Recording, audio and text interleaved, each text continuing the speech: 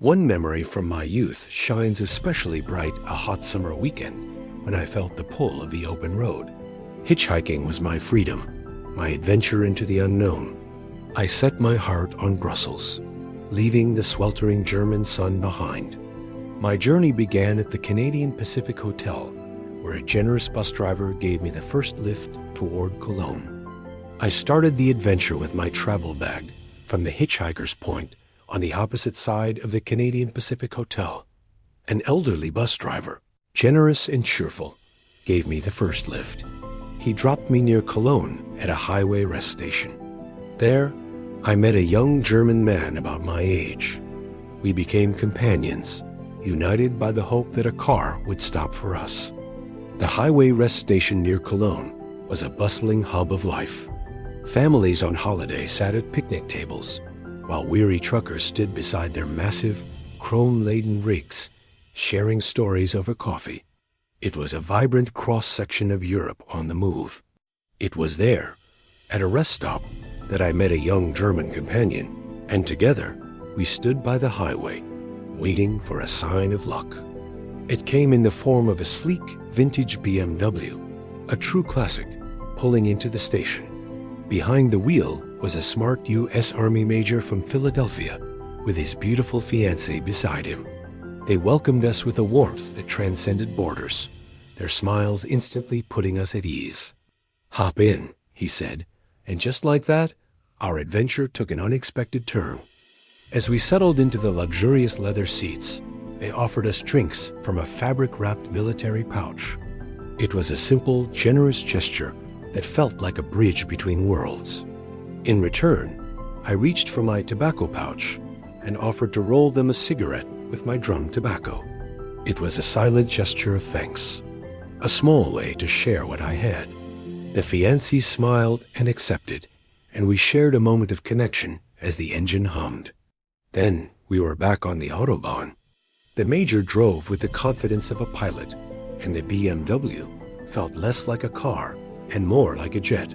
It sliced through the air, the German landscape blurring into a beautiful green streak. He navigated the lanes with precision, a master of his machine. The conversation flowed easily, a mix of stories about his life in the military and our own youthful dreams. Soon we reached Aachen, the final German town before the Belgian border. At a sun-drenched gas station, the major meticulously cleaned the windshield while the fuel tank filled. Nearby, an old station attendant in grease-stained overalls watched us with a knowing, silent gaze. It was here the major gently asked my German companion to step out. Our paths were diverging. I watched as my German companion shouldered his bag and stepped away from the BMW, waving a final goodbye as he disappeared into the bustling Aachen station. It was a quiet moment of parting, a reminder of the fleeting nature of the connections we make on the road. We were strangers, yet in that car, hurtling toward the Belgian border, we felt like old friends on a shared mission.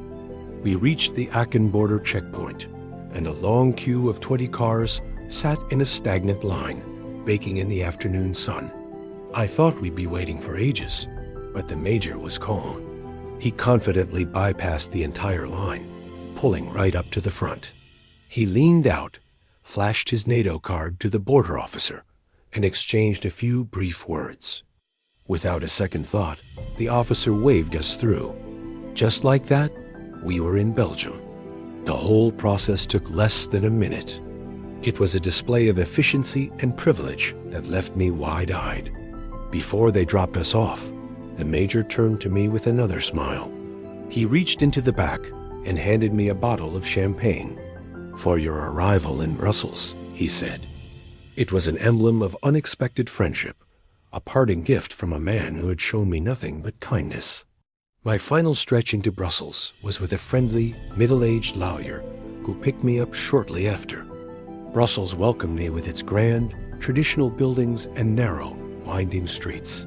I walked past cozy cafes where the aroma of fresh coffee drifted into the air, and pastry shops with windows full of golden waffles and delicate tarts. The roads were alive with the hum of vintage cars and the steady pulse of a city that felt both ancient and new. I found a quiet corner at a sidewalk cafe, where a couple sat opposite each other, lost in conversation over their coffee under a large, striped umbrella. It was a scene of pure coexistence and peace, a moment that felt like the very heart of Brussels. He was heading into the city center and dropped me right near the Schumann roundabout, in the heart of the European quarter. Standing there, I gazed up at the glass and steel of the Berlaymont building, its modern structure seeming to touch the sky. It was a powerful symbol of the ambition of a unified Europe, a place built on the idea of cooperation and shared destiny. It was the perfect end to a journey defined by open-hearted encounters. Decades later, I realized those moments on the road weren't just about travel. They were about the dignity, freedom, and spontaneous connections that defined an era. It was a time when the world felt open, and kindness was the only passport you truly needed. Thank you for listening to my story. If you enjoyed it, please like and subscribe for more.